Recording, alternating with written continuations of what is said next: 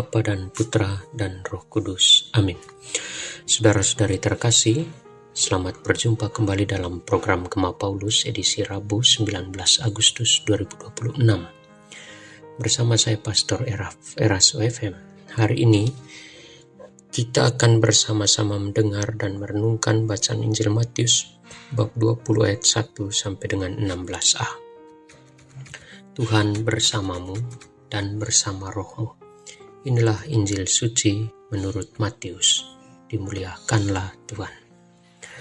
Sekali peristiwa Yesus mengemukakan perumpamaan berikut kepada murid-muridnya. Hal kerajaan surga itu seperti seorang tuan rumah yang pagi-pagi benar keluar mencari pekerja untuk kebun anggurnya. Setelah sepakat dengan para pekerja mengenai upah sedinar sehari, ia menyuruh mereka ke kebun anggurnya. Kira-kira pukul 9 pagi ia keluar pula, dan dilihatnya ada orang-orang lain menganggur di pasar. Katanya kepada mereka, "Pergi jugalah kalian ke kebun anggurku, dan aku akan memberimu apa yang pantas." Dan mereka pun pergi. Kira-kira pukul 12 dan pukul 3 sore ia keluar pula dan berbuat seperti tadi. Kira-kira pukul 5 sore ia keluar lagi dan mendapati orang-orang lain pula. Lalu katanya kepada mereka, "Mengapa kalian menganggur saja di sini sepanjang hari?" Jawab mereka, "Tidak ada orang yang mengupah kami." Kata orang itu, "Pergilah kalian juga ke kebun anggurku." Ketika hari sudah malam, berkatalah tuan itu kepada mandornya, "Panggillah sekalian pekerja dan bayarlah upahnya, mulai dari yang masuk terakhir sampai kepada yang masuk terdahulu." Maka datanglah mereka yang mulai bekerja kira-kira pukul 5 sore, dan mereka masing-masing menerima 1 dinar. Kemudian datanglah mereka yang masuk terdahulu. Mereka mengira akan mendapat lebih besar, tetapi mereka pun menerima masing-masing 1 dinar juga. Ketika menerimanya, mereka bersungut-sungut kepada tuan itu, katanya, "Mereka yang masuk paling akhir ini hanya bekerja 1 jam, dan engkau menyamakan mereka dengan kami yang sehari suntuk bekerja berat dan menanggung panas terik matahari." Tapi tuan itu menjawab salah seorang dari mereka, "Saudara, aku tidak berlaku tidak adil terhadapmu. Bukankah kita telah sepakat sedinar sehari? Ambillah bagianmu dan pergilah. Aku mau memberikan kepada orang yang masuk terakhir ini sama seperti kepadamu.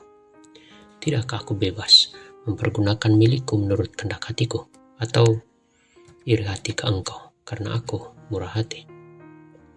Demikianlah yang terakhir menjadi yang terdahulu, dan yang terdahulu menjadi yang terakhir. Demikianlah sabda Tuhan.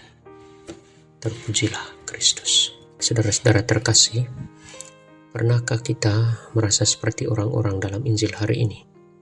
Sekalian berdiri di tempat yang sama, menunggu, melihat orang lain sudah mendapatkan pekerjaan, sudah punya penghasilan, sudah punya arah hidup. Sementara kita masih di sini, menunggu sesuatu yang tidak pasti. Mungkin kita sudah berusaha, sudah mengirim lamaran, sudah bekerja keras, sudah mencoba berbagai cara, tapi hidup tetap tidak memberikan kepastian.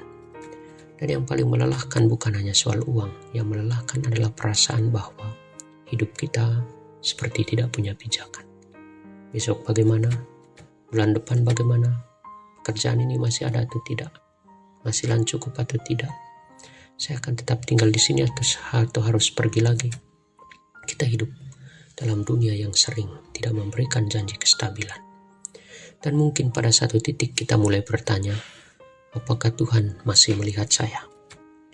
Menariknya, orang-orang dalam Injil itu juga tidak tahu apa yang akan terjadi pada mereka. Mereka hanya berkata, "Tidak ada orang yang mengupah kami."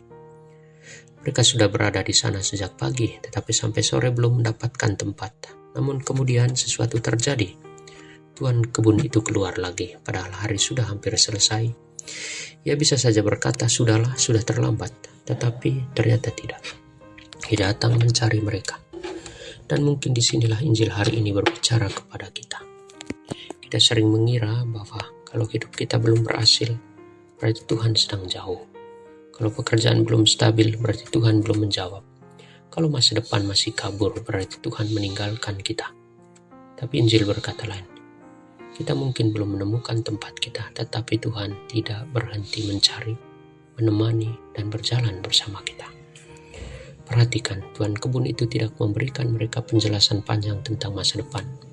Ia tidak berkata, tenang, tahun depan hidupmu akan stabil. Ia hanya berkata, pergilah kalian juga ke kebun anggurku.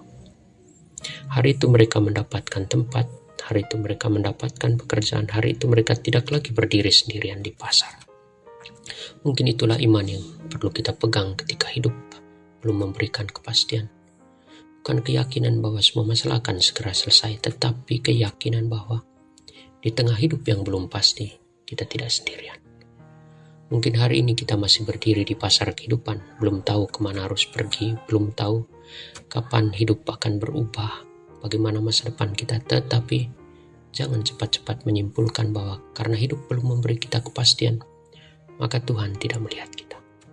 Saudara-saudara, Tuhan melihat.